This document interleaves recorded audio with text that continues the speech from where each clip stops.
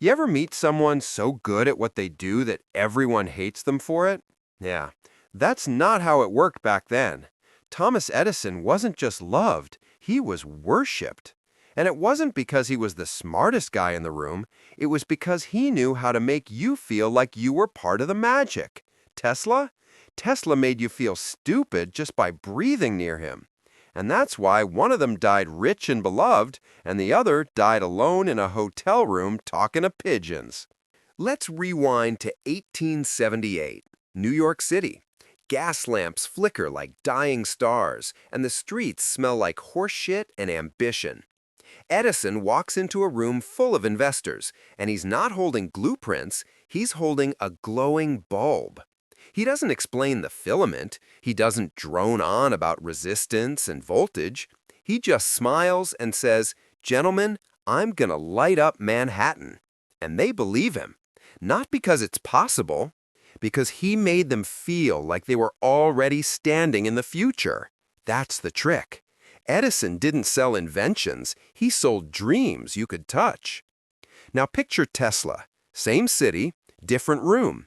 He walks in with equations scrawled on napkins, eyes wild, talking about alternating current like it's a religion, and it is, to him. But to everyone else, it's a sermon in a language they don't speak. He doesn't smile, he doesn't simplify, he just expects you to keep up. And when you don't, he looks at you like you're wasting his time. Genius? Absolutely. Likeable? Not even close. Here's the thing people forget. Being right doesn't make you beloved. Being understood does. Edison had a lab full of assistants, guys who'd work 18-hour shifts, not because he paid well, but because he made them feel like they mattered. He'd walk the floor, crack jokes, slap backs, remember birthdays. He was a showman in a lab coat. He knew every worker's name. He knew their kids' names. He'd pull a struggling machinist aside and say, "That thing you did with the copper wire yesterday? Brilliant! Keep thinking like that." And that man would bleed for him. Tesla? Tesla worked alone, not because he wanted to, because no one could stand the way he made them feel small just by existing. And the public ate it up. Edison gave interviews. He posed for photos with his inventions like a proud dad showing off at a school science fair. He let reporters into Menlo Park, let them touch the phonograph, hear their own voices played back like ghosts. He made innovation feel like a carnival. He'd demonstrate the light bulb by screwing it in himself, grinning, while a crowd of bankers and journalists gasped like children. Tesla gave lectures that sounded like threats from the future. "You will see," he'd say, eyes burning with the fire of a man who'd already seen tomorrow. "One day, you will understand." And people would nod and back away slowly because nobody wants to feel dumb at a party. But here's where it gets darker. Edison didn't just win because he was charming. He won because he understood fear. When Tesla's AC current started gaining ground, Edison didn't just compete, he terrorized.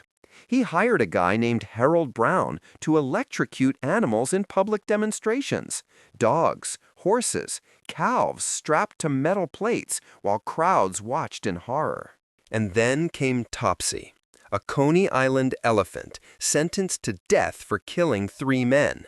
Edison's team wired her up and sent 6,000 volts through her body while film cameras rolled. She collapsed in seconds, smoke rising from her feet. And Edison made sure everyone knew this is what Tesla's electricity does. And it worked. Not because it was true, because it was visceral. People don't remember facts. They remember the smell of burning flesh and the sound of a crowd gasping. They remember the sick twist in their stomach when something beautiful dies in front of them. Edison knew that. He weaponized it. And suddenly, Tesla wasn't just wrong, he was dangerous. Wait, stop here for a second. I need to ask you something real. Have you ever been the smartest person in the room and still lost? Have you ever watched someone less talented win just because they knew how to smile at the right moment? Have you ever had the right answer and been ignored because you didn't wrap it in a bow? If that hit you, drop a comment. Just write, "I felt this." Because when you do, someone else will realize they're not alone, and that matters. Tesla believed the work would speak for itself, that truth would rise like cream, that eventually people would see. And he was right, eventually. But eventually is a cold word when you're eating alone in a diner at 60, feeding pigeons because they're the only ones who don't care that you change the world. Edison threw parties. Tesla memorized the entire contents of books in languages he'd never speak again. He could recite entire volumes of Goethe from memory. He spoke 8 languages. He could calculate complex equations in his head faster than most men could write them down. And none of it mattered. Because one of them understood people. The other understood everything else. And the cruel joke? Edison wasn't even the better inventor. Most of his famous creations were improved versions of other people's ideas, polished and marketed by a man who knew that a good story beats a good patent every single time. The light bulb? 22 inventors tried it first. Joseph Swan in England got there before Edison did. The phonograph? Inspired by Edouard Léon Scott de Martinville in France. Even the motion picture camera was built on the work of multiple inventors. Edison just made it feel like his. He was the world's first tech bro, and we're still living in the world he built. Not because of what he made, but because of what he made people believe. Tesla, meanwhile, invented the modern world. Wireless communication, radio, the foundation of every device you're staring at right now, the Tesla coil, the rotating magnetic field. He envisioned smartphones in 1926, describing a device that would fit in your pocket and allow you to communicate with anyone on Earth. He talked about it like it was obvious, like he was annoyed we hadn't built it yet. But he did it quietly, desperately, filing patents he couldn't afford to defend, chasing visions no one else could see. He once claimed he could split the Earth in half with resonance, that he could create earthquakes by finding the planet's natural frequency and matching it. And people laughed, not because it was impossible, because he said it like a prophet, not a salesman, and prophets don't get venture capital. By the time Tesla was 50, he was already fading, broke, forgotten, living in hotels and moving every time the bills came due. He developed obsessive compulsions.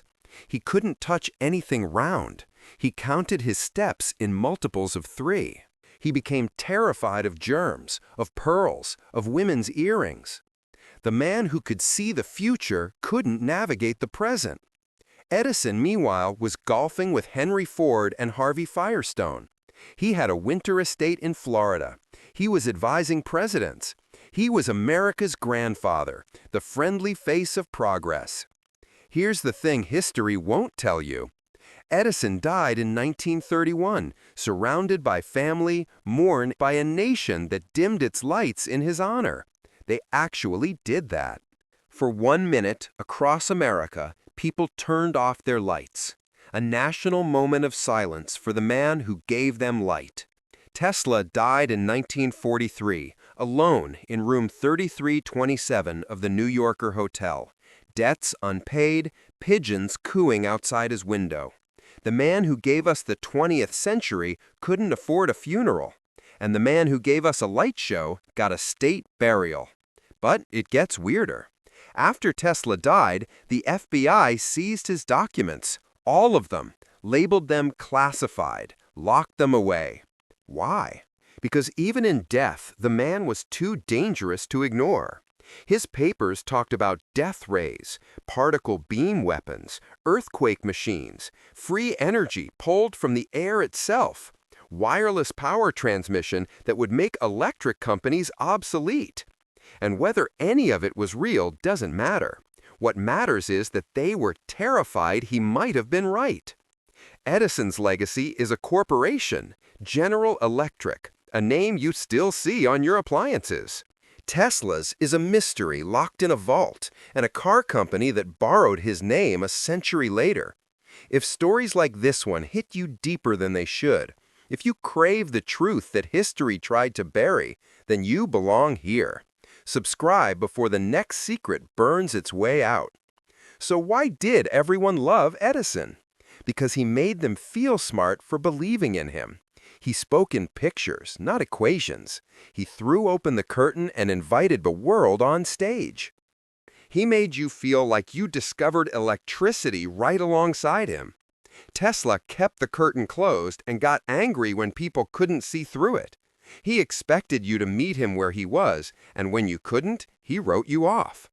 One man understood that people don't buy what you make, they buy how you make them feel. The other understood the universe and expected that to be enough. And maybe that's the saddest part. Tesla wasn't wrong. His ideas did change everything. Every time you turn on a light, charge your phone, connect to Wi-Fi, that's Tesla.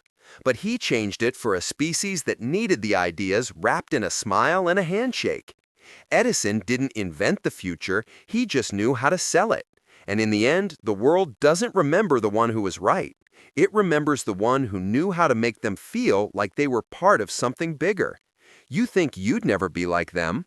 But maybe that's exactly what Tesla thought, right before the world stopped listening.